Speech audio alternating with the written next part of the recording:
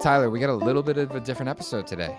We talked to a lot of people that are in their own business that are like similar people to ourselves, whether they're a tradesperson. But today we're talking to a gentleman named Brian. He's from a company called CBUSA, and they are a purchasing group. Which, if you're like me, I didn't even know what a purchasing group was until I connected with these guys. Um, Essentially, just think Costco for builders. Yeah, like, so that 4.99 rotisserie chicken, like, they're doing that for the studs Yeah, like and you're lumber. banding together and you're buying in bulk a bunch of smaller companies having the impact of larger companies, so you're able to go get a hot dog for $1.25 with a That drink. isn't that IKEA? No, IKEA Swedish meatballs, man. Oh, you're right, and cinnamon rolls. Yeah, so essentially the where they got the idea from was the larger national builders that they do so much volume essentially that they can tell manufacturers, vendors that, hey, this is the price that we want to pay for drywall, for these Mhm. appliances, for these studs.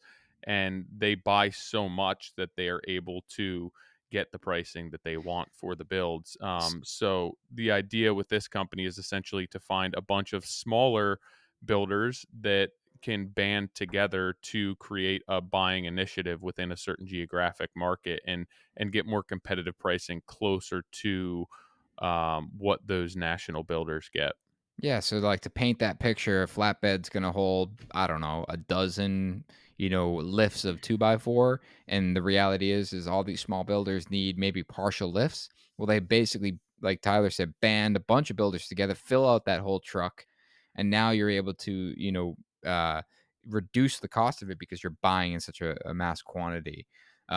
So Brian is the president of CBUSA. He's gonna give us the rundown of what this program is, what markets it is in.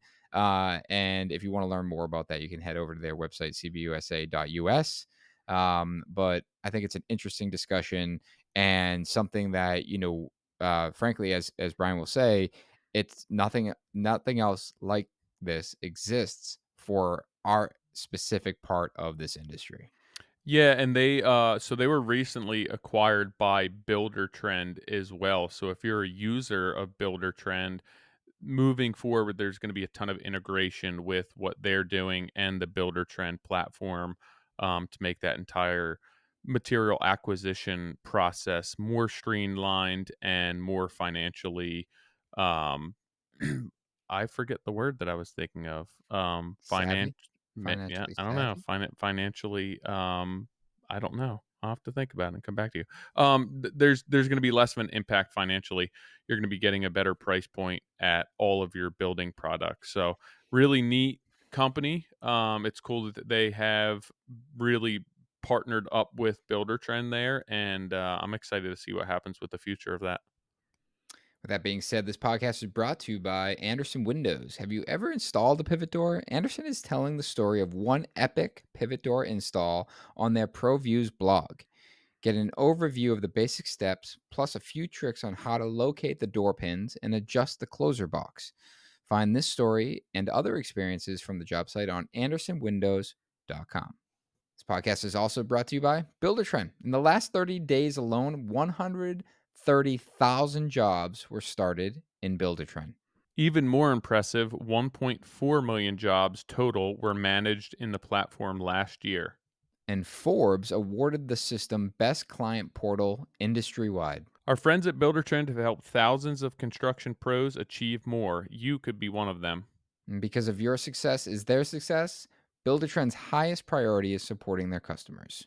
Whether you like one on one training or you prefer to learn on your own, they've got support options to help you get started and using the platform to its fullest capability. Sooner or later, every successful building business outgrows spreadsheet and pen and paper planning. And with Buildertrend, there are no growing pains. Get started at buildertrend.com/MC support.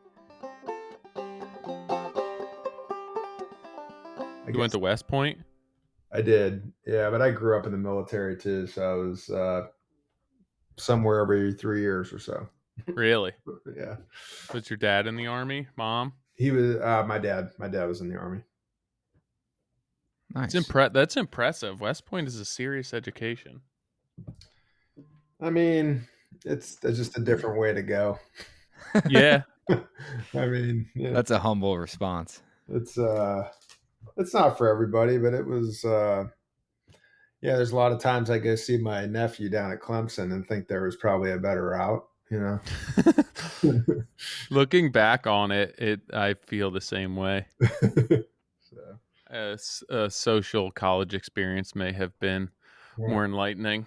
A lot of good friends though, a lot of close relationships, so I don't regret it. But Cool. Brian, so you're the president of CBUSA, right? yes. Have you when we talk about president, did you found the company?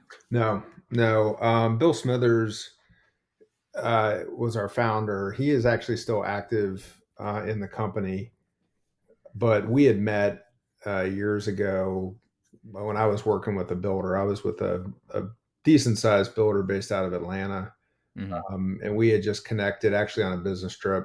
We were checking out high end lighting products for like home, theater and audio visual type stuff. And we had connected. He was running his own home building company in Northern Virginia, but kind of on the side, he had started this project where he was working with custom and independent builders in the DC area, somewhat informally. The concept was just getting off the ground, and we connected. And he had one employee at the time that was running the business, and I knew that person pretty closely, and had an opportunity to leave what I was doing and get on the start of something. So he founded the company, and he was our CEO really up until we got acquired. And then once we got acquired by Buildertrend, again, he's still in the business, but he kind of stepped aside in that role. I was running operations for the company for about 15 years and then stepped into his role as president. What were you doing for the building company before? So it's a pretty interesting outfit. They're not around anymore. They got acquired by Pulte, but the company was John Whelan Homes. They're based out of Atlanta. They're a regional builder that probably like more of like a Toll Brothers model. Built Mm-hmm. a decent amount of volume, but it was a higher spec level. They did some true custom stuff, but they had a portfolio product that they really upgraded and specced out pretty nicely. The unique thing about the business is they were very vertically integrated. So we had our own lumber yards and trim facilities and door shops and cabinet companies. I mean, they owned everything.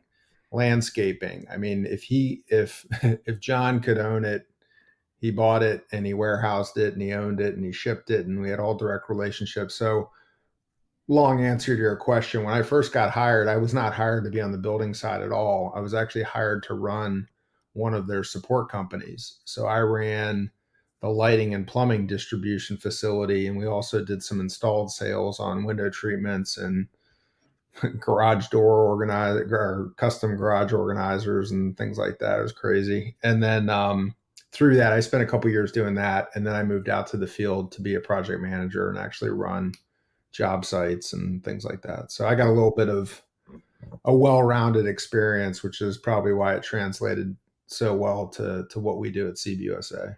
Was that company multi-generational that he like established and built that many or like that complex of a vertically integrated business? No, he was just a really interesting. He still is actually around. I think he has a company now called JW Designs or something like that. That's more boutique now. But no, he was like a very interesting story. He was like a Harvard grad or something like that. He went to business school and he just he started like when he got back to Atlanta, he started building homes out of the back of like a VW Bug, and they actually had that in the showroom for years. They had his original Bug that he used to like run around like and throw lumber in the back and stuff. But he just saw the business in a different way.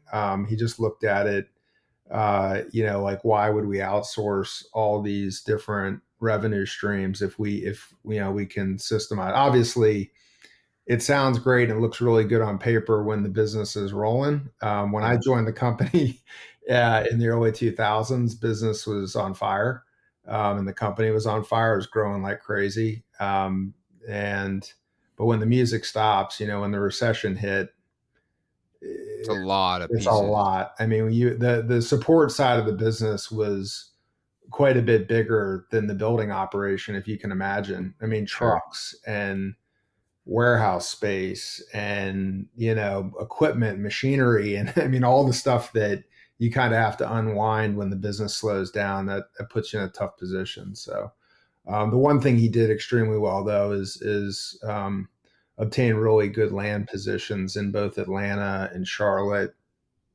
a little bit in Raleigh and Charleston as well. So that's why he was such an attractive target for Pulte. So he had kind of an exit strategy because he had some of the best land in those markets. So I which feel are like all very strong markets, yeah, like post recession too. yeah, I yeah. feel like we talked about this guy with a previous guest. I think you're thinking of yourself. No,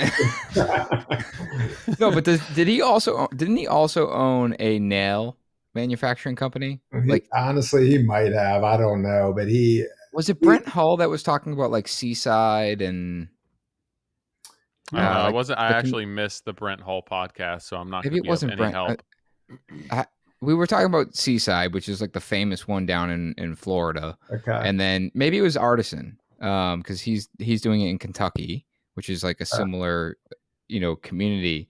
But or maybe I'm making this up. I don't know. I just remember like they were like he even owned the nail manufacturing Really? company. I mean, Or maybe he you know was, what? it doesn't Now sound I too think it was like far a from it. video I I mean, he watched. was he was just into everything. I mean, the funny story is, so when I was running this, this is just how he operated.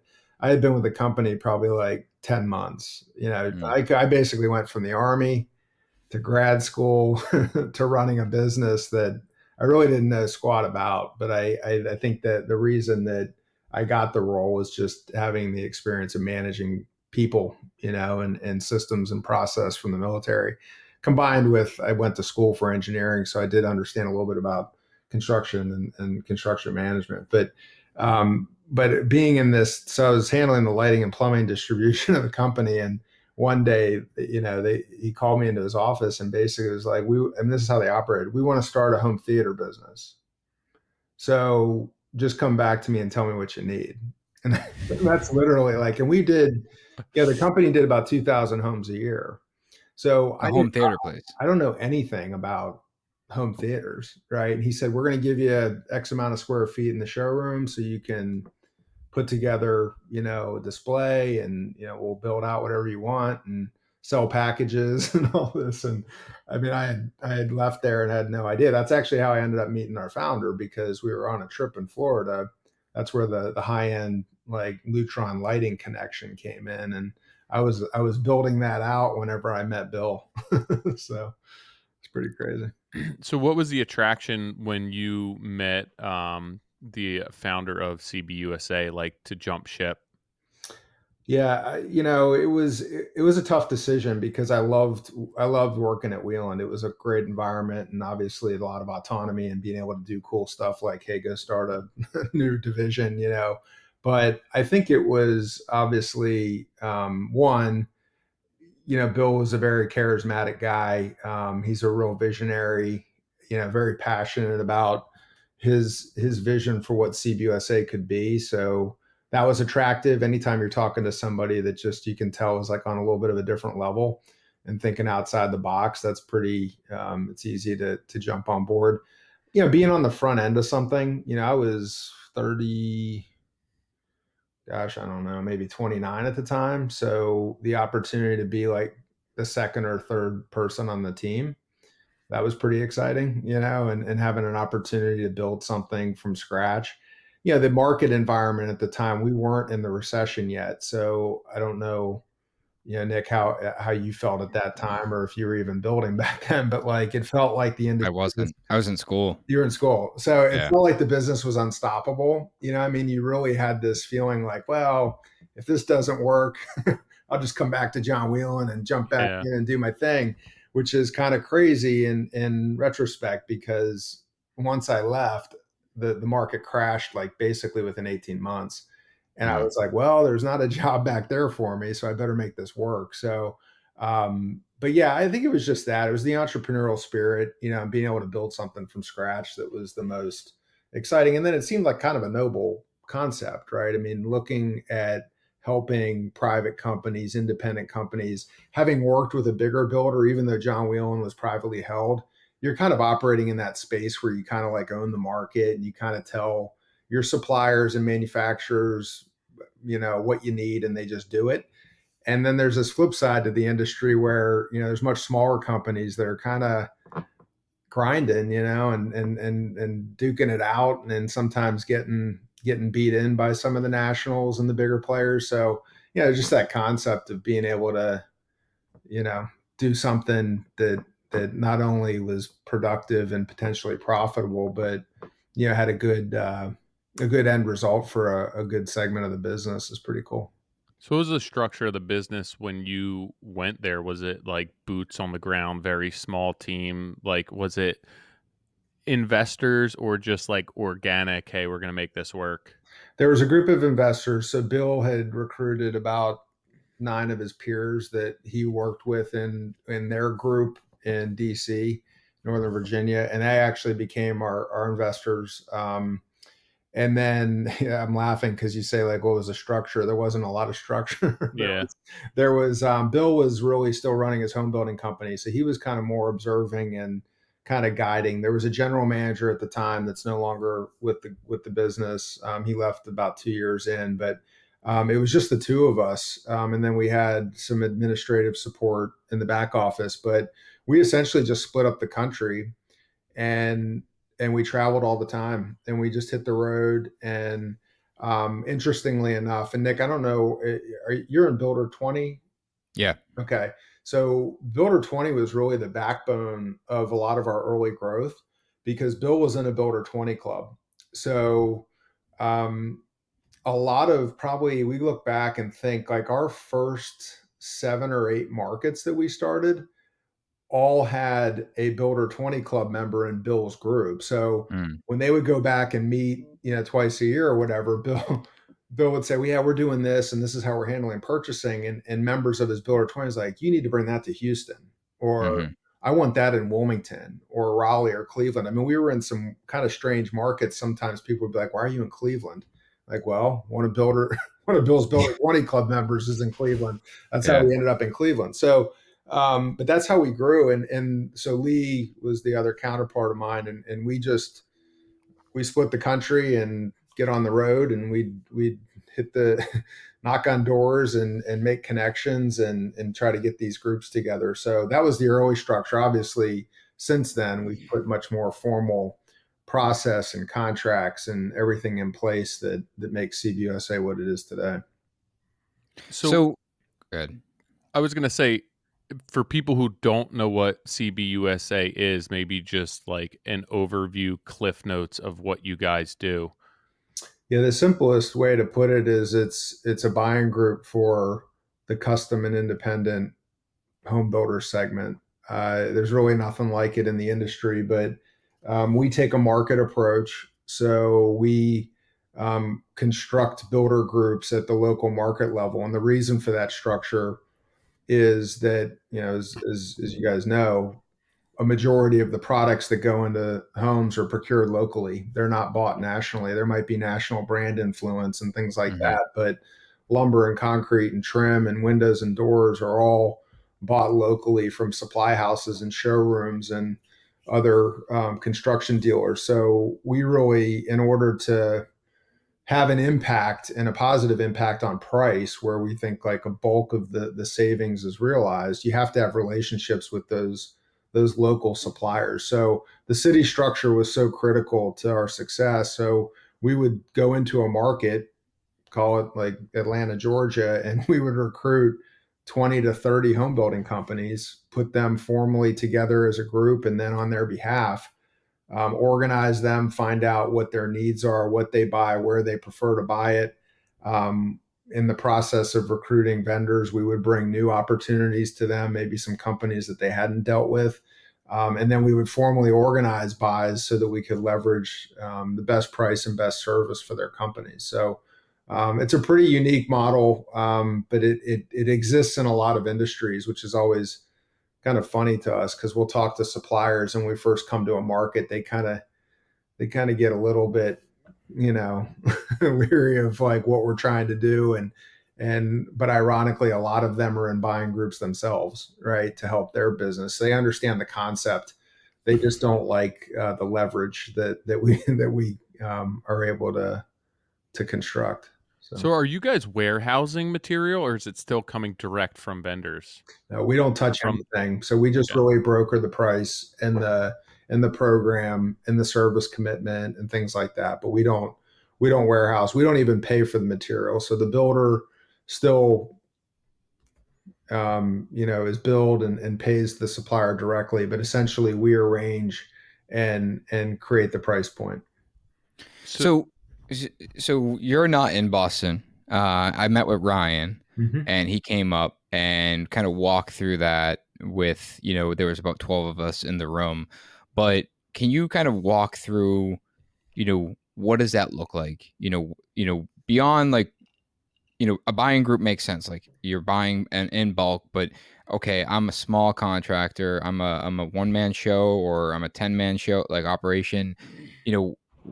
How do I have the capacity to enter this? Like what do I have to do to be in this group? And ultimately, how do I know that you're brokering the best price? What's in it for you? Or all of the questions that you guys get as far as like the reasons as to why I don't want to join Yeah. CBUSA. Yeah, I mean, all great questions and certainly a lot there. I'll try to break it down. I mean, from the formation to a group to maybe some of the obstacles to Mm. putting a group together. But yeah, we always, the groups can start a bunch of different ways. The quickest way and the most efficient way is usually whenever you have really that champion locally that understands, and it could be more than one, it doesn't have to just be one builder. Sometimes it's just one, sometimes it's a group of builders that are pretty well networked and connected, but that understand the concept, understand the value of numbers and leverage and that sort of thing. It's always interesting in this business. You talk about like, what are some of the reasons that, maybe some people wouldn't jump on is it amazes me sometimes the ego that exists in our industry where a builder that's just simply building like 5 or 10 homes a year just can't fathom that there's builders out there that are out negotiating them or getting better price, especially with numbers, and sometimes it's just like, well, no, I build the best house in town. I'm the have the best reputation. So naturally I get the best of all these things. And it's like usually those things couldn't be further disconnected, I mean, they sometimes have nothing to do with each other. Can I pause you just for a quick moment? Sure. So I just recently experienced this where I had a conversation with a friend of mine. We were talking about pricing a particular part of the project, and he's like, "Hey, I'm going to price this for you." I'm like, "Why?" He's like, "Because I think if you reach out to them, they're going to see that you're tied to NS Builders, and you're going to get an NS Builders price." And in my mind, I was like, "What's wrong with that?" And he's like, Right. "They're charging. You're a premium builder. They're charging you a premium." Right. And here I am, like I was like, "Wait, I thought it was the other way around." Right. He Right. was like, "No, no, no. I'm gonna pretend like this is for like a friend of mine, and they're gonna give the best price."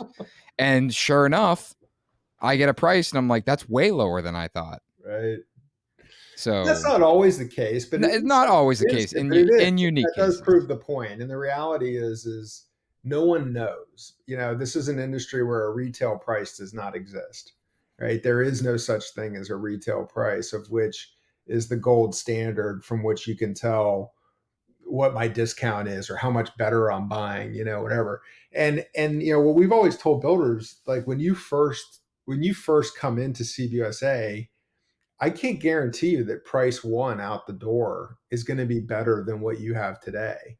What Mm. I'm pretty confident in, though, is once we get your group working the way it's designed to work, we will achieve price points you could never touch on your own. And that has proven itself out every time. Because there's always like, so going back to like setting up a group, we have you have this concept of these champions. We call them alpha builders, but they typically are more forward thinking builders that do recognize the value of cooperation and don't. It doesn't mean that they don't have ego, but they also have realistic expectations of to what the limits of their own company and their own operation are, based on either the size, the sophistication of their back office, how much they invest in a purchasing department to crank on the numbers and to do the negotiation, and that varies from builder to builder all over the place. So but once we get one or two or three or five of those companies, it's kind of a networking game where we will launch as quickly as what we consider critical mass in the market. And everybody's like, what is that? Is that 10 builders? Is that 20 builders? And there's no easy answer to that. It depends on the size of the market. What critical mass is in Atlanta looks a lot different than what critical mass in Greenville, South Carolina is, right? We could get to critical mass in Greenville, South Carolina with 15 medium-sized builders. In Atlanta, to make a dent in and get the excitement and the attraction of the supply channel, you might need 30 companies, 40 companies, whatever. So we don't always wait until it takes time to build these things out. But in most cases, we are launching a market once we get, on average, 10 to 15 home building companies organized, understanding that over the next couple of years, we're going to continue to add good quality membership to that as the group gets momentum, as the word gets out. But one of the kind of the secret sauce of CBUSA is the program's not for everybody. We don't want every builder in the market in the program, or else it dilutes it, it waters it down, it hurts the quality, without a doubt. One of the foundations of our business model is that you have to pay your bills on time. In fact, we tie our revenue to it. If we have builders that purchase through our programs and the deals that we negotiate in the programs, but they turn around and don't pay their bill on time, they don't receive a rebate back from the supplier that we're buying from, and our volume fee is attached to that rebate flow. So we can negotiate a deal that saves a builder 10% on framing. They can turn around and pay that bill late, and CBUSA just worked for free. So as you can imagine, and that was intentional when we founded the business model and we built the thing from the beginning, we said, well, what that's going to do is help and motivate us to keep our membership clean. If they're not good members that are at least, doing that basic, performance of paying on time, they're not going to last long because we can't work for free. So that's one of the things that kind of ties us all together and puts skin in the game for everybody in play. But once the group's established, to some of your questions about, well, how do you know you're getting the best price and this and that, we do a lot of analysis. I mean, obviously our team, our operations team gets up every day and is trying to prove that point. Some things are really easy, like in terms of rebate structures. When we put together national contracts with brands like Kohler or James Hardie or Weyerhaeuser or Lennox, it's really easy to see like the benefit immediately because we have very robust back-end rebate programs that you get for using those brands. And most of the time, the customers that we're recruiting either have nothing from those companies that they're getting, or what they have is very small. It's very me too. It's very kind of everybody in the market has that rebate. So that's an easy way to distinguish like the benefit. The harder one is the example, Nick, you just showed, is like, what is the right price for a stud in today's market? You could go bid it right now to probably 4 different lumber yards in Boston and get 4 different answers. And and there's so many things that factor into that, right? What kind of inventory is that supplier sitting on? When did they buy in the cycle? What's their pricing model? What other services are you getting? Are they doing your takeoffs? Are they, do they, guarantee certain delivery commitments? There's all these things that factor into ultimately what you pay for something. And it's our team to it's our job to sift through all that and paint a picture for the builders to show what the overall value, and we call it the total cost of ownership. At the end of the day, what are you really paying for that stud? And leverage is part of it. Volume is part of it. When you put 30 builders together and you get them all to buy from the same supplier for 6 months, that's leverage. And that demands a pretty aggressive price point. But that's not where it ends. How you perform as a builder, if you're requiring to take,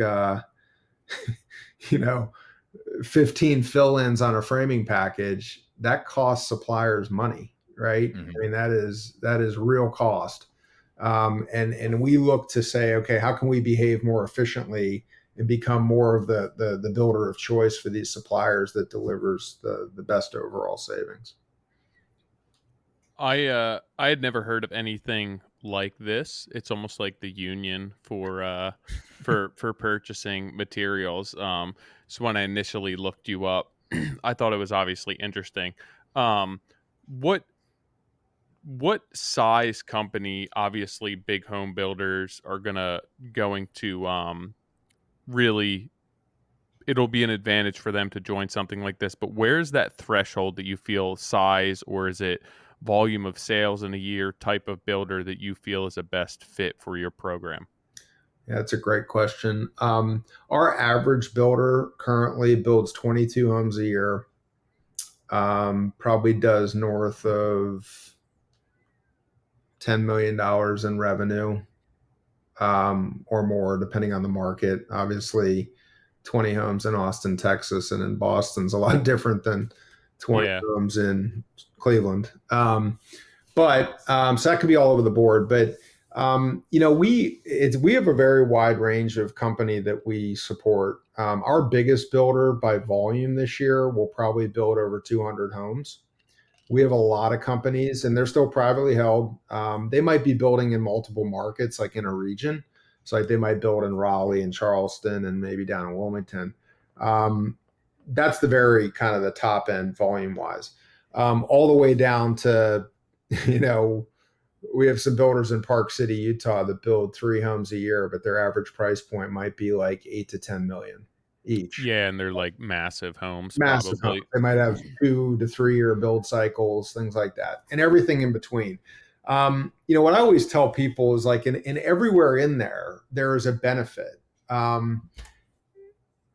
Selfishly, I would say the best fit, the one that gets like almost every benefit that we offer, uh, is a builder that does more of a semi-custom product, at some level of volume. And the reason for that is there's very little limitations on what they can participate in because they largely control the buying decision almost every time, right? Now, on the flip side of that, so that kind of sounds like, well, then it's not for custom builders. That's not really true because the custom builders, while we might not be able to get in every one of their houses with our appliance brand or our plumbing fixture brand because the homeowner's so influential in that decision, like it might be out of their control, right? They Mhm. might want to use our contract, but if the homeowner doesn't want to use Gen Air appliances and says, well, no, I love Wolf, they're not going to stop the sale because we have a national contract with Gen Air, Yeah. right? But where that custom builder benefits like tenfold is they're paying the same price for a stud as that builder that's building 200 homes, Yeah. right? And they would never touch that.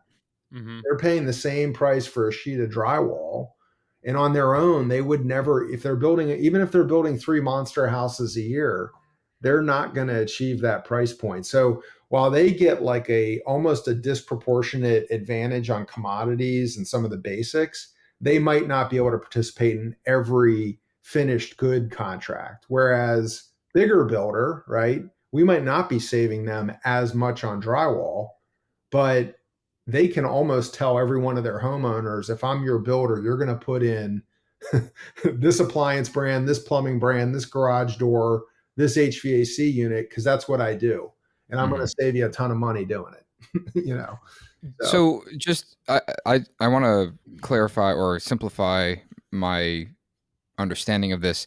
So being a custom builder, specific to like lumber and sheetrock, like you just mentioned, or drywall, like you mentioned, essentially these guys that are building, 100 homes a year, they're obviously paying a lesser price per unit because they're buying in mass quantity. Me building maybe 1 or 2 homes a year, I'm basically jumping on that truck. When he buys a lift, a whole truck of lumber, it's like, hey, throw another lift on there for me, and I'll pay the same price. So what you're doing is, you're brokering that cost and getting that commitment essentially for the lumber yard, where it's like, hey, we're gonna, he ordered 21 stacks of 2x4. It's like, make it 22, and one of those is going to end up in a smaller guy's hands. But you're getting those larger committed orders because you're bulking all of these orders together. That's right. So fine, like that makes sense. As far as like that price point, say the stud is say I pay $10 for it at my lumber yard, and you're getting it to me for like $6. Am I paying that $6 COD, or am I paying 10 and getting a $4 rebate later on? You're paying that on the invoice. On the invoice. So and the reason for my question is for the guys that are like considering this, and I'll get to the rebate side of it, but essentially, like, we're not that $4 that you're making on that stud or saving on that stud, that's not necessarily going to your bottom line if you're operating in a cost plus model. Yeah, if you're in a So cost plus model, that's right. Yeah, so you're saving the client $4 a stud, but you're not necessarily making more money. In fact, you're actually reducing your costs on the job, meaning that you're making a lesser Sure. markup. Sure. But part of the program, there is rebate. Like, I believe that there's also rebates. So Yeah. I my understanding is that some of these brands, you are paying a lesser price than I could negotiate on my own. So my client's benefiting from it. But on top of that, some of these brands then also issue a rebate back. Yeah. So not only are you selling your client a lesser cost, say this $4 stud, but some of these brands will then cut you a rebate check after, I don't know, maybe when the job's complete. Is that, can you dig into that? We report quarterly through our business model, so that anything that's purchased within the quarter. But you're correct. There's at the local level. So all the people that you write checks to every day, the lumber yards, the concrete company, the drywall company, whatever, that are part of our network that do business with us, as long as you pay them on time, there's actually a rebate there too at that local level. As long as you meet payment terms, that does come back to you. So for all cost plus builders out there, that is part of it. And I do want to address the one obvious thing that we always say when there's some objections from cost plus builders that say, well, you're just helping my clients save money. It's like, well, okay, but does that not potentially give you the chance to win more bids? Like, yeah, right. I mean, like if that's not helping you, I mean, at some point your customer, I get it at the very high end, maybe they got money to burn, but like there's not a builder in our network that doesn't at some point have to have that conversation with, how am I the right builder for you? What am I doing different from my competition? And we can be, and that's the feedback we get from the cost plus arena, is that we're a differentiator for them, right? Like, well, I think that's a great value add, where it's like, when it does come down to the financials, where it's like, yeah, listen, like, I really want to work with you, but your pricing seems high. It's like, wait, hold on a second. Like, one of the things that's different about us is we actually bought into this buying group. That's right. So we're going to spend, we can almost guarantee that we're going to save 5% on all materials because we have these national accounts. That's right. That's right. And then to get to your other question, Nick, though, on the back end from the national brands and manufacturers, those are significant sources of discount. And if you think about the supply channel today, for most smaller custom independent companies that don't have a seat at the table to negotiate those deals, or the relationships high enough within the manufacturer organization to broker true, national committed deals, or they don't have the volume, right? It's impossible for most manufacturers to call on that community. They're not staffed to do that. So, we change that dynamic and the economics for them to make it worth their time. But those rebates are real savings, and sadly, they're still out there, and sometimes they're getting paid kind of on your behalf as a builder, but they're most of the time they're going to your contractor or to your supplier, right? So for instance, in HVAC, all HVAC brands pay rebates for loyalty back to the channel. Your contractor's probably getting it today, right? But you're the one driving the spec, not them, Mm. right? You're the one that is deciding on Train or Lennox or Carrier or whatever the brand is. Not, I mean, yes, you're picking your HVAC contractor to install it, but it's the demand that you're creating that's making that business happen, and yet you're not getting rewarded for it. That your contractor is. Same thing, and there's so many categories where that applies: plumbing, roofing. I mean, you name it. Especially when there's an installed sale from like a contractor. That contractor is usually rewarded pretty handsomely for your for the business that you're driving. And a lot of people don't want to hear that. A lot of contractors, if they're out there hearing this, probably don't don't want to talk about that. But that's the truth. And we Yeah, but I think there's sorry to cut you off, but I think there's like a gentleman way to do that where there's no doubt, like my HVAC guys come in and they're like, hey, we're going to use, Mitsubishi on this, and that's their spec because I didn't spec anything, right? And they're like, yep, we're using Mitsubishi. Yeah, I know that they're making money on that equipment, just like I'm making money on my, material that I sell. And, I want to be clear and I think, what you're saying is that I should, there's the opportunity for me to be making money on that Mitsubishi. I'm using them as an example Sure. on that Mitsubishi equipment rather than my HVAC contractor. Yeah, sure. That is an opportunity, but the gentleman way is like, well, hey, let's split. Like you can do a split. It's like, hey, I know that you're getting a cut on that, but I can buy that equipment at even a deeper discount. That's right. So like, hey, say this outdoor unit's $5,000 your cost. You're selling it to me for $7,500, but I can buy it for $4,000. It's like, how about I buy it for $4,000 and I keep the 1,000?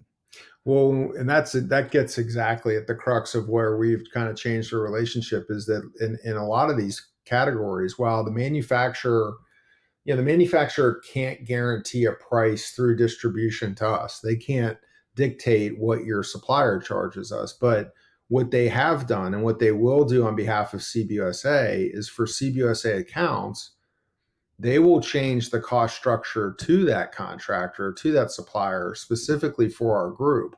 And that gets to exactly what you're saying, Nick, is like we're saying, well, hey, if we're helping you save money, we're not even in all cases saying that let's win together, right? Mm-hmm. And let's both win from that. I should see a discounted price, you're paying less, we're both getting a benefit. And on the rebate thing, just because we obtain rebates from the manufacturer doesn't mean they're taking those rebates away from.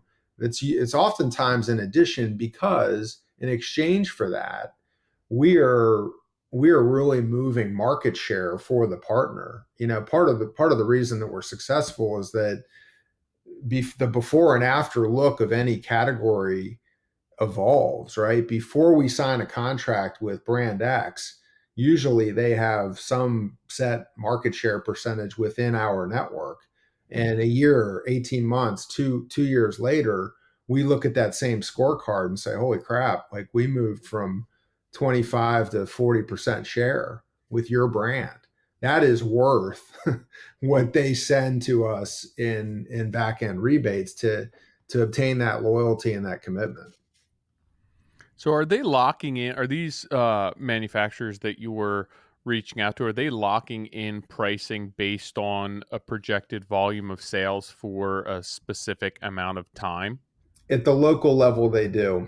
So we make those commitments, and what I mean by that, like at a local level, with lumber yards, with drywall suppliers, with concrete companies, roofing suppliers, we have a program that we're real creative at CBUSA. We call them committed purchases because they are purchases that we commit to make, and but for a set period of time, we will go through the process of bidding work. So classic example is lumber's the one that works in every market.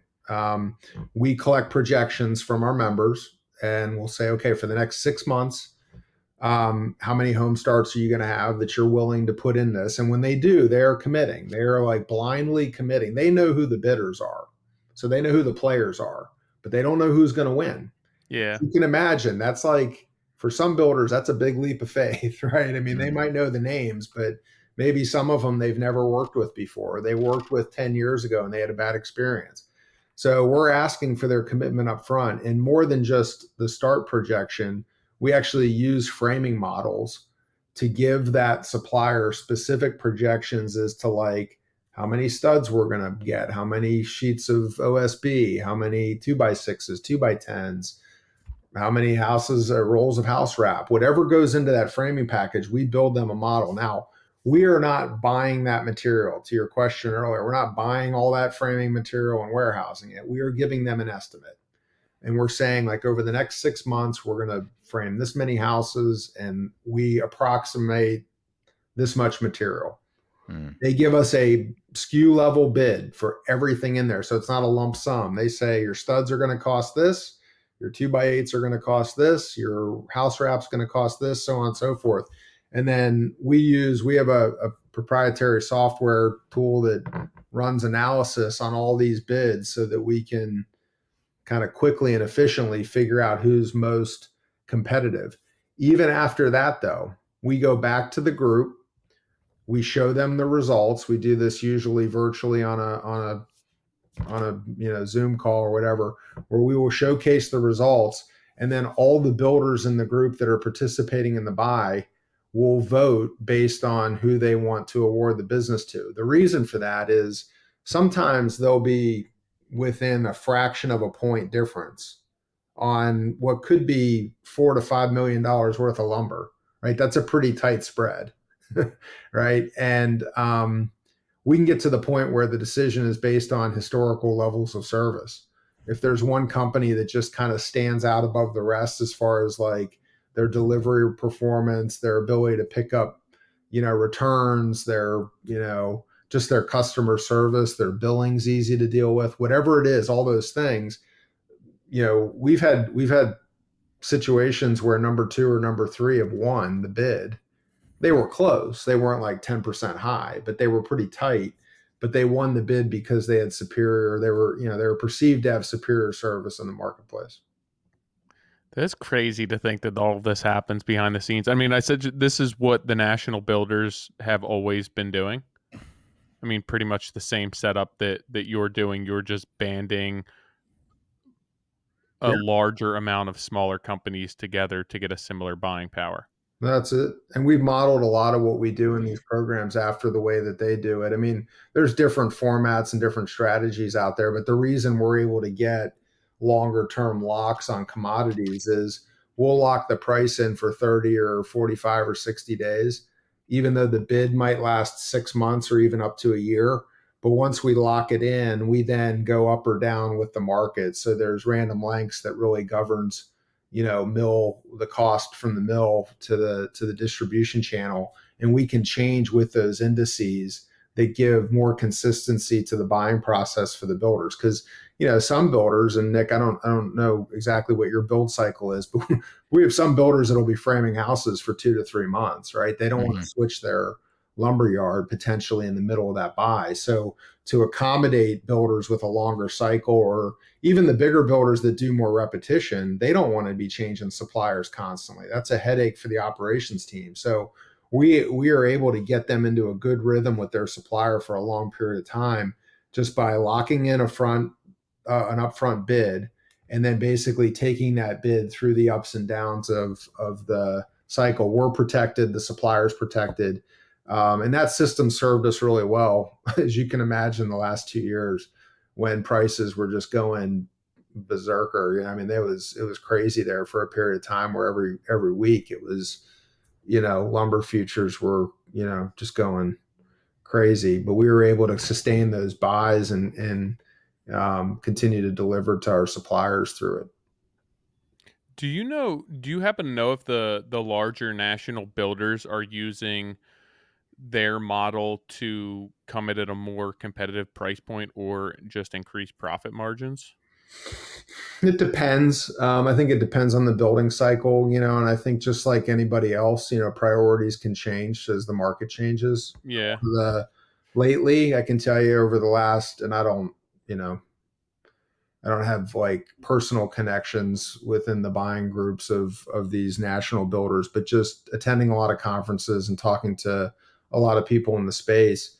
The last 2 years, a lot of the shift from price went to just allocation, right? Hmm. Just making sure they could get the product and that they were first in line whenever there were shortages and things like that. And that's another area where our group, we weren't immune to the supply channel challenges by any means, but we were able to secure, like the Nationals, preferential treatment on who got stuff first, because our buys were big enough and our leverage was big enough that we would be kind of at the front of the line. And I think that's what we've seen. But again, I would imagine as this market softened, and price sensitivity with interest rates are the way they are, they probably shifted back over to, it's not a matter of if I can get it, it's I need it at a certain price. And Yeah.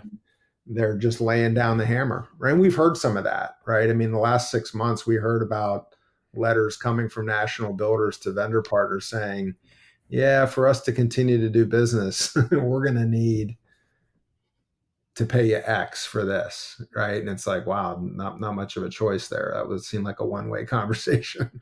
Could you imagine having that much buying power that essentially you're telling the people you're buying from that it needs to cost this much or else we're not buying it? Yeah, That'd be it's crazy. a different So world. what did the Buildertrend acquisition look like and how did that come about? So yeah, it was a little bit of a whirlwind in probably the summer of 2020, right as COVID was kind of just getting going and the world was pretty nuts. We were in discussions with Co-Construct, and we had known them for years and informally tried to figure out ways to do business together. We had a very our target client, target customer was very well aligned. We had a lot of members in our network that were really happy with that platform. Um, and we made the decision to sell the business to Co-Construct in October of 2020. And the idea there was, we don't compete. We're not in the software business, and they're not in the group buying business. But we saw a lot of synergies about how we could grow our base, how they could add kind of a premium feature to their offering, and we thought there were ways that we could incorporate the pricing piece and the rebate piece and all that data and everything that could eventually make its way into the Co-Construct platform. So there was a vision for kind of those two businesses to really come together and offer something in the market that doesn't exist. 90 days later, without our kind of involvement or knowing, Buildertrend came in and bought Co-Construct, and basically took out their biggest competitor. Buildertrend being the bigger of the two at the time, and but they were definitely probably the leaders in the space. And it's kind of funny because at IBS every year their booths are right across the aisle from each other. There's a lot of competition there. So it was a little bit of a shock to the system because obviously the decision for us after 15 years to sell the business was a big one. We didn't take it lightly because we weren't like trying to back out of what we were doing. We actually thought and saw this as a path to just putting CBUSA like on steroids, and really just grow it pretty, still with the same concept in mind. But when Buildertrend came along, it was a little nerve wracking because they didn't know us. They didn't Mhm. buy Co-Construct. In fact, we always joke now with Dan Houghton, our CEO. He thought we were a different business altogether. He didn't even know. He kind of had heard of us, but he didn't really know what CBUSA was. So amidst the acquisition, as they learned more about our business, they left us alone initially. They kind of just said, hey, you guys do you. We'll get to you kind of later. We're got to work on figuring out how to put these pieces together with Co-Construct. So we just kind of like operated independently under the umbrella of Buildertrend. But then they started to kind of realize and take notice that, hey, this is something that's pretty interesting here. We don't, purchasing was not part of their roadmap. It's usually not part of most construction management platforms roadmap. They'll have POs and bills, but as far as actually doing purchasing, and even more than that, leveraging, group strength is not part of anybody's, direction or vision in that space. So they got really excited and super excited to the point where, 2.5 years later, we're our own separate business unit within the Buildertrend platform, and purchasing is one of the major strategic objectives for them moving forward. So, and what that looks like is a little bit different. They're not just taking CBUSA and just saying, all right, it's good for everybody on the platform. There's 20,000 plus contractors on Buildertrend today. And what their hope is, and what we're working on now, is to offer a lighter weight opportunity or option for Buildertrend customers that takes advantage of a lot of the relationship and the structure that CBUSA provides, but it's a lighter touch solution. So maybe not as deep in the discounts, not as deep on what we require of members, not as strict on certain engagement type standards and things like that. But nonetheless, it'll be something that puts builders on that platform in a position of pretty good advantage when it comes to working with manufacturers and suppliers. Yeah, I mean they're at that point funneling the business toward that entire platform, even if it's not completely immersed in it. Had you guys actually sold to Co-Construct by the time? Yes, you were sold. Yeah, we were And close. then that's crazy. So they, I guess, at that point had like the entire business valuation from purchasing you to then turn around and go to Builder trying to be like, hey, we have this now. Yeah, yep. That's I mean, crazy. yeah, it was a wild 90 days. Like, wait, what just happened? Yeah, yeah. Like, whoa. Well, and I mean, it was a little, it was an anxious time because we were excited about the direction that we were going. But honestly, I look back and we landed in a good spot. We landed in a real good spot. I think culturally, it's a really good fit for our group. There's some differences. They have most of their team. There's about 900 folks in the company now, a majority of which are based out of Omaha, Nebraska, where Buildertrend is headquartered. We are completely remote. So our team of 44 folks now live in a variety of cities around the country. We've always operated virtually. It's kind of funny because the whole COVID thing wasn't really much of a thing for us from that perspective. We were used to operating virtually, and we stopped traveling for a little bit, but it wasn't a big transition for us. But putting that type of business into a more traditional, headquarter based, office based business, there's some things that you got to kind of navigate there. But we've really kind of hit it off, I think. And I think the excitement around the fact that we offer something that is truly unique to the software space and construction is what has everybody so excited. Have you guys been able to maintain the autonomy that you had working for CBUSA as far as like integration within Buildertrend? I know you said that you were like a separate entity, but has there been much overlap, or is the intent to keep you guys relatively separate and limit, like long term, limit that bridge between the two?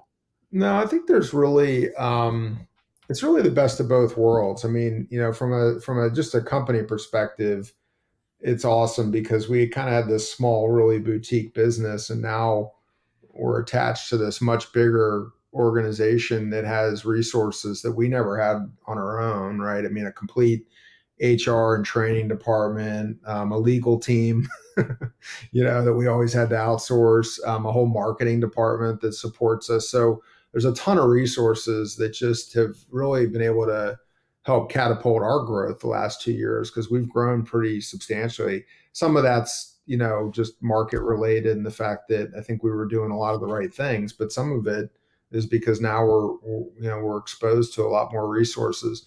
As far as keeping the two entities separate, it's quite the opposite. We want to bring them together. We don't want to confuse the market. We want to provide a really solid, clear value proposition to the industry. That said, the one thing that I really appreciate about what Buildertrend has done in acquiring us is, they've really recognized that there's some equity in our brand, and that was hard. That was a lot of years of creating a solid name and a good reputation, and a group that, I always say not all suppliers might love our existence because of, we might make them work harder for the business or sharpen the pencil, but we always do what we say we're going to do. We operate with integrity. We represent what I think are the best builders in the industry, and we do things right. And I think Buildertrend recognized that, there's value to that. So they didn't want to just steamroll and change the logo and say it's all Buildertrend Purchasing Group or whatever. They've allowed us to maintain that, and I think it's a good thing, because I don't know that that would have been really well received with our network. I mean, you have to remember, not all of CBUSA, 750 builders, only a portion of them use Buildertrend, Right. and we're looking to change that, and we're looking to help them, if we find that but it's not going to be, that platform won't be a fit for everybody in that network. Some of the builders are of different size and profile where that doesn't make sense. Some of them are happy with what they might be using today. So, but they've respected that, and they've not chosen to just kind of steamroll over that because they own us. And I think it's been a smart move, because I really believe we can kind of, with this, kind of have the best of both worlds, and really promote their brand and what they've created, but still, keep the integrity of CBUSA. So is the model that Buildertrend is putting in place similar to what the agreement was with Co-Construct, or is it completely different? I would say it's evolved a little bit. This whole idea of a lighter touch solution for, everybody on the platform. I'm not going to say that we wouldn't have gotten there with Co-Construct, but that wasn't part of the original makeup of the vision of that acquisition, and I think that's a very significant shift. The opportunities for us to work together more within the platform and offer, integrations with suppliers and pricing, and how that could affect, builders purchasing, and PO generation, and just data in general. All that's still part of very similar to what we were considering doing with Co-Construct when we sold the business. Because So there's some alignment, but there's also, I think, some more advantages. Co-Construct was basically like put under, right? They didn't like integrate any aspect of Co-Construct into Buildertrend. Sounds like they were put down, right? Right? Like what I mean, I feel like we spoke to somebody about that from Well, Buildertrend and they were just like, yeah, we basically like that was our competition and we didn't want yeah. competition anymore. Yeah, I think Are just you chime in. using Co-Construct, Nick? I was using Buildertrend at the You're using time, Buildertrend, okay. but I think my understanding is that they acquired them and they were just going to let Co-Construct coast. Yeah. And then I think there's no like official, hey, eventually it goes away. But I think that we can all assume that, they'll take the best things of Co-Construct, implement them in the quote unquote new Buildertrend. Again, this is just hearsay. Like No, that, that's accurate, and I think that is, when I don't think Buildertrend was naive. I mean, they realized that there were aspects of Co-Construct that were clearly very totally, yeah. attractive to a large portion of the industry, and would be foolish to not, look at that and look and see where the Buildertrend product could be improved to encompass that. But yeah, I think you're right, and it's not. I don't even think you're right. You are right that. Yeah, the Co-Construct platform sunsetting. I mean, it's been gradual, but if you can look over the last 2 years, 2 years ago in Orlando at IBS, they still maintained independent booths, even though they were one company. Last Hmm, year, Co-Construct was a booth within the Buildertrend booth. Next year, who knows? And sure. they're not. It's not a mystery. They are not developing anymore on it. They're supporting it.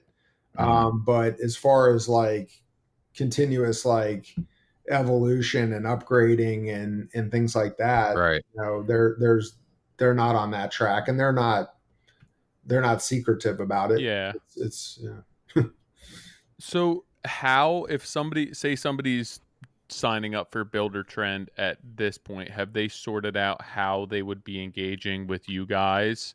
Like, say I wanted to sign up for Buildertrend, at what point am I going to be exposed to your business model or an opportunity to work with you guys? Well, we're pretty proactive with that. So our whole sales team leverages the Builder Trends, customer list all the time. Now the difference is we're just not calling everybody. Uh, Buildertrend calls me a lot. do, do they? I'm like, yo, you sponsor our podcast. You don't have to keep calling me like every week. I'm on board. Yeah, no, but we are still, we're still filtering that because again, I mean, if you look at the customers on the platform, there's a lot of renovation and remodel. There's a lot of specialty contractors. There's some light commercial.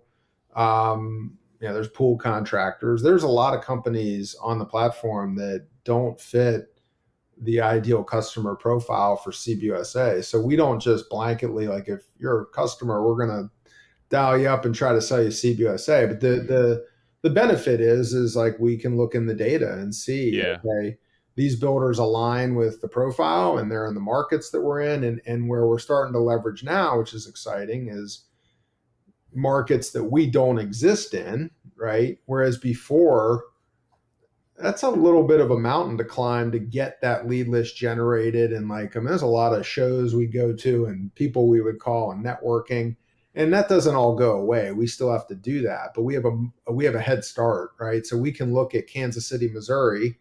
We can go to Buildertrend and say, put a geo fence around, a couple of zip codes in Kansas City and say, oh, Buildertrend has 125 customers in that area. We think 75 of them could be fits for us. And then now all of a sudden we're off to the races. That doesn't mean all 75 are, but that's a head start that we never had, 2 years ago. So is there like an argument to be said where now you're creating these buying groups essentially with competition within builders in the same geographic area, or is it like, hey, we're leveling the playing field between everyone? yeah, that's a great question and a common concern. Another one of the obstacles to launching is like, well, wait, we're putting competitors in a room, and how do they get over that? I think, probably the reason why CBUSA isn't for everybody because some people just can't get over that thought, right? And I think what we're very good at, especially in our most effective groups, is helping the builders recognize that the people we're going to put in this room with you, you're probably going to be competing with no matter what because they represent the best of the best in the market. You're not putting them out of business, right? Yeah. What we tout is we're creating separation between all the companies that you're competing with that isn't really good, healthy competition. They might not be handling their trades fairly or professionally, or they don't pay their bills on time, or they're kind of giving the industry maybe a little bit of a bad name, right? And that's where we're making ourselves a little bit different. And it's interesting to see. It's we have builders that we have monthly meetings, and builders that literally sell right next door to each other in the same neighborhood are sitting next to each other in these meetings talking about stuff, and I think it's just like, yeah, do they sometimes go after the same homeowner? Sure. But do they kind of put that aside and say, but at the end of the day, aren't we better if the two of us are buying more competitively to kind of keep out, the companies that don't do it as well as us? And that's where we ultimately land. Yeah, and I think that if for that caliber of builder, and the people that you're probably looking to engage with, that most of them should understand that, and if they're signing up, it's like the rising tide is gonna So lift all boats, and those are the people that you want to, for lack of a better term, get in bed with and develop those relationships with and have part of your program. Yeah, and I think from my experience, in even in Boston, like when we sat in that room, we were all very much competitors, and we were chatting about bringing this to the Boston market, and ultimately, a The lot of us, food place? The Boston food market, place? yeah. Say. um, but Buying power for Boston market. lots Get a of lot of chickens. chicken and turkeys. The It was funny at the end of the meeting, what we all kind of said was like, this is really cool that we're all just in this room trying to help, like make help our business individually, but also have the opportunity to network. And one of the builders, Kevin Craddock, and I, like, we look at a lot of projects, a lot of similar projects, and we'll just call each other and be like, you looking at this one? Yeah, I am. It's like, is this a better fit for you or me, or do we both want to price it? And sometimes we'll both price it, and then we might fact check each other and make sure that each of us has a fair shot at it. And then ultimately, then the client's deciding who they want to work with based on who they want to work with, Other factors. not on anything else. Yeah. Brian, a couple minutes ago, you had said the when you were bought by Co-Construct, you had thought that this was the opportunity to like supercharge CBUSA's growth. Truthfully, I I've only just recently learned about you guys, and even since I've learned about you about 12 months ago, I still don't see you guys as like a household name. And I think, correct me if I'm wrong, I think part of that is because you are trying to align with very specific builders. The on-time payments, is what the value add to a lumberyard is, right? Like, you're cutting their margins, but you're basically saying we're promising that they're going to pay on time, which is a benefit to lumberyards Sure. by a lot of ways. But in the last 3 years or so, what's been going on behind the scenes? And part two of that is, well, what does the next 3 years look like for you guys? Yeah, no, that's a great question.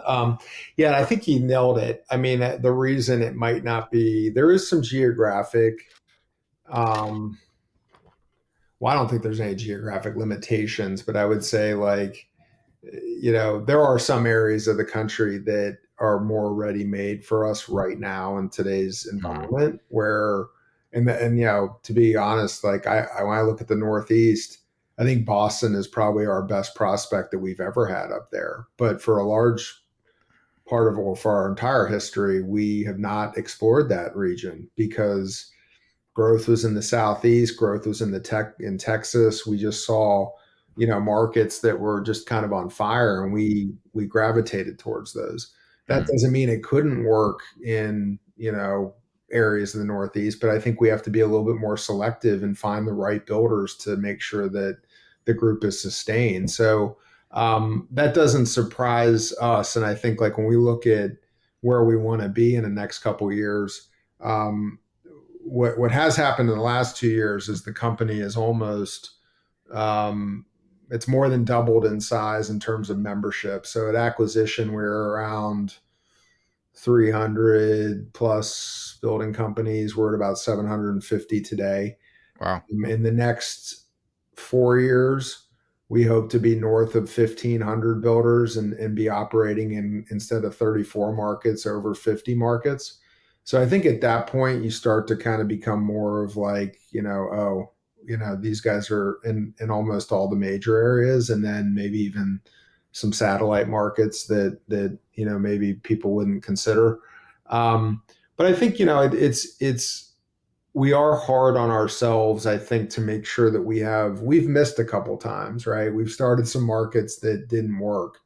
And I think it's because we got a little impatient.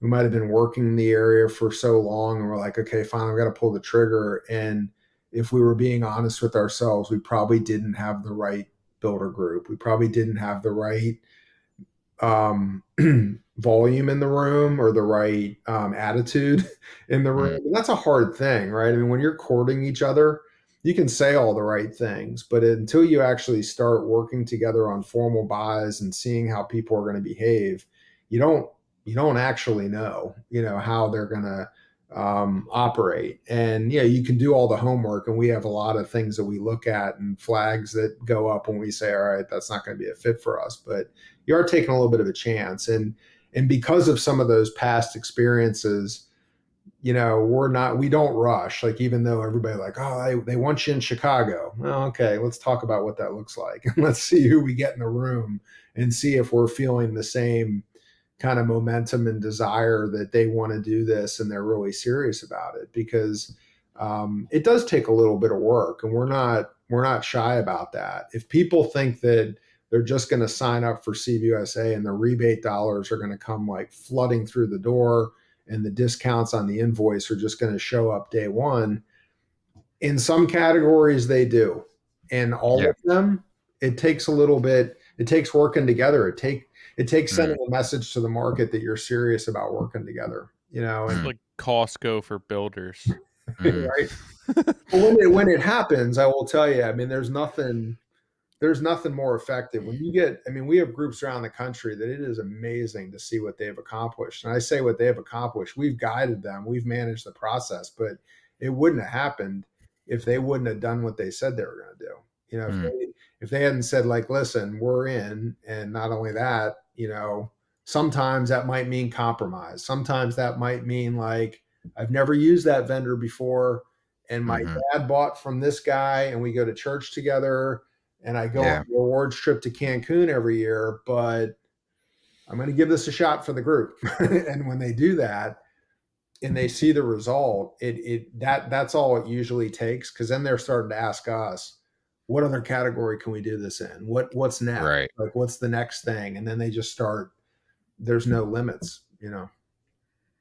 Yeah, that's I'm sure that the market, finding a market that works too, like even Boston has to be difficult just from the amount of builds there are Mhm. comparatively speaking to other areas of the country that may not be building to such a high level, but just the amount of space that they have to put up homes, Yeah, right? Like the Northeast is just highly developed it and is. there's a lot of building going on, but it's not like you're putting up 400 or 500 complex houses or Right.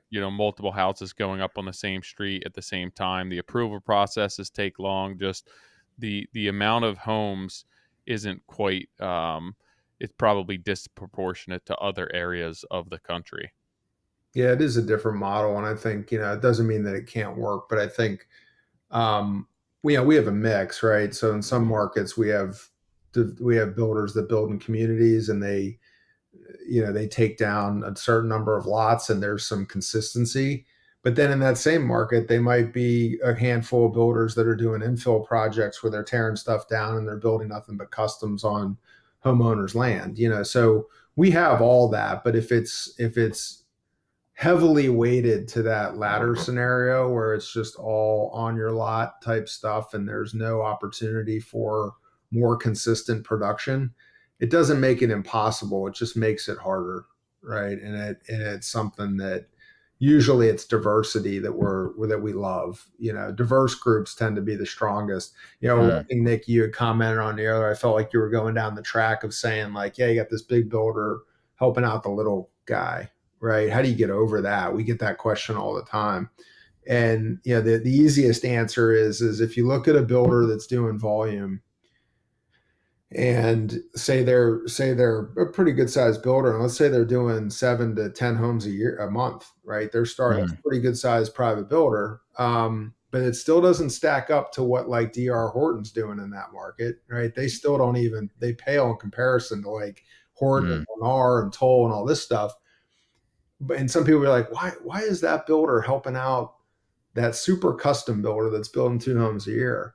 And the easy answer is usually one of their framing packages is equivalent to about 4 of their homes, right? Right. So when you put it in the pot at the end of the month, that's how that 7 home a month builder looks like one that's doing 30 a month, right? Right. And that's the difference. Like, that's the beauty of it, is like you put it all together and they're not competing after the same homeowner.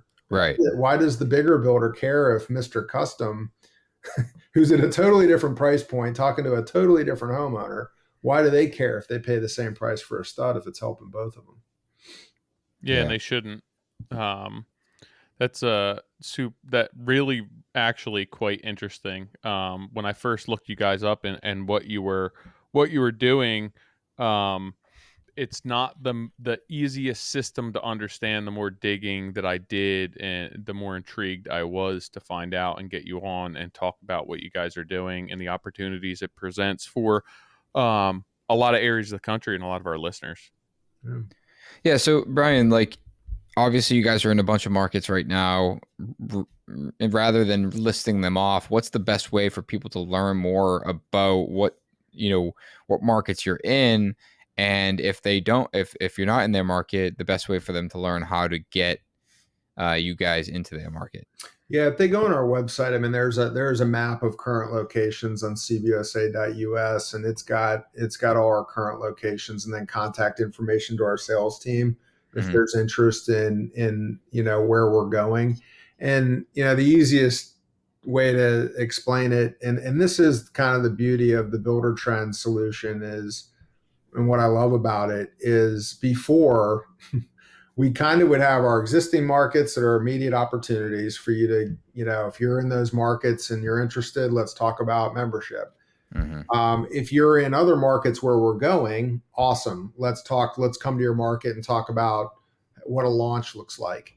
If you're in the middle of the country in an area that we probably don't have, like you're not on the immediate roadmap right now, I don't want to like blow smoke and say like, yeah, we're coming, we'll be there, whatever. The beauty of what we can tell you today is that's where the Buildertrend purchasing solution is an alternative like gap for you that we Mm. didn't have before, because that's not going to get you everything that CBUSA gets you. It's not going to get you the local relationships and the lumber buys and the drywall buys and some of those networking opportunities that we provide our members, but it is a lead in with brokering better deals with manufacturers. And I think like Right. that's a nice baby step that we couldn't offer before that we can offer now. And on our hope, and we talk about, you asked earlier, are we going to keep these things separate?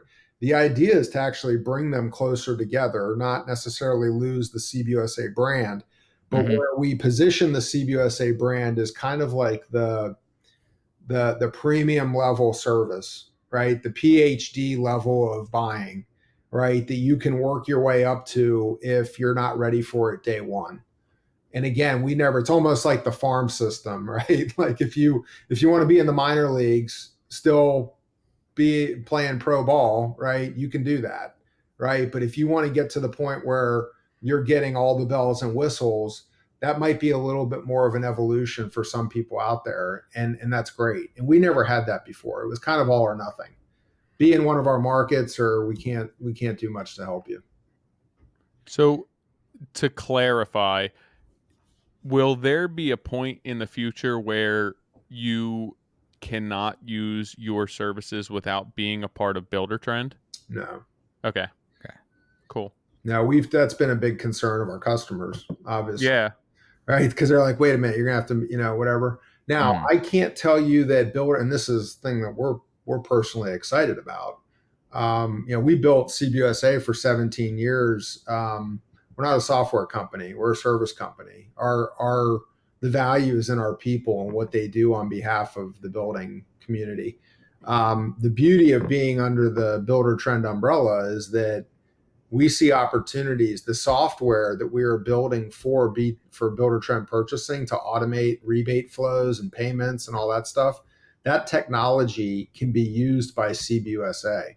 Mm. So, and that's pretty exciting for us. So I think while no, they don't have to be Buildertrend like clients, don't be surprised that in the near future, if CBUSA members are utilizing yeah, builder trend Right. technology Right. to realize the benefit of what we provide.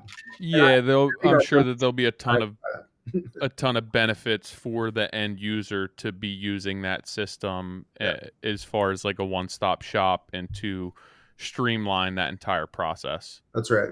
because they're meant to work together. Yep. Well, that's cool. Nick, you better get them up to Boston. We're You better start trying. building a little bit more. We're, no, we're trying, and I think that like the last note I'll make is, and by the way, Brian, I thought you were gonna say when I asked you where everyone should reach out, we were gonna drop Ryan's cell phone number on here. Oh, do you want Just me have it. to? We could. No, I'm just kidding. We did that in I a. have it right here. He would appreciate that. He I loves have it. I have it as well. But we had done that at a our summit that we hosted. I think it was in Huntington Beach, and we belted out his cell, and 30 people all at one time texted him. And it was just, I mean, That it was happens, and that's so funny because anytime, like, we always know when a builder 20 club meets, right. Yeah. or when Brad does something that, like, Yep. he promotes because he's like, yeah, it's Monday and my phone's blowing up. There must have been Yep. some event Yeah. over the weekend. But what I was going to end with is that, we had met with Ryan, and our group has been chatting about it, and it's work to get it into a new market, and we see the value in it. It's just a matter of, like, really making sure that we are putting together good builders, because, like you said, that's the slow and steady approach to making sure that it's a value add for the suppliers and vendors, Yep. because it's one thing to to make our life easier and make things cost less, but it's no benefit to the vendors if there's no, if we're not improving their business as well, and with, in your case, making sure that we're paying on time. So Totally. And that's the thing. I mean, we said it earlier, is like, wouldn't it be great if you had that leverage where you could just kind of tell your supplier what you want to pay? yeah. Yes, but I mean, the reality is that's not our approach. I mean, it's got to work. Like, and we've always said it doesn't do us any good if your supplier's not making any money. Right? Yeah. I mean, like, they're not going to be here in the tough times. So I think, like, Mm. it's a partnership. And I said it. I mean, early we used to tout that CBUSA was by builders for builders. The program was built by builders for builders. We really changed that mentality in the downturn, and said, we started looking at the supplier as a customer of ours as well, and said, hey, there's got to be value and benefit to them. And when it does, both parties work, and we can kind of have our cake and eat it too. So it's yeah, it's a good program. Cool, Brian. Well, it was nice to meet you on here, and appreciate you being on and giving us a rundown. And I'm sure after this goes live, a bunch of people are going to be reaching out trying to take advantage of this. So it's cool to see you taking your experience, and everyone at CBUSA, really trying to be widespread with the opportunity here. Yeah, I appreciate the opportunity. Make sure you get Ryan's cell phone up there so that It'll be the thumbnail for Flash the it on screen. podcast. no, I appreciate it. Really, this was great. I appreciate you guys having me, and it was really nice talking to you. Cool. Awesome. Well, yeah, thanks for your time, Brian. Okay, thanks, guys.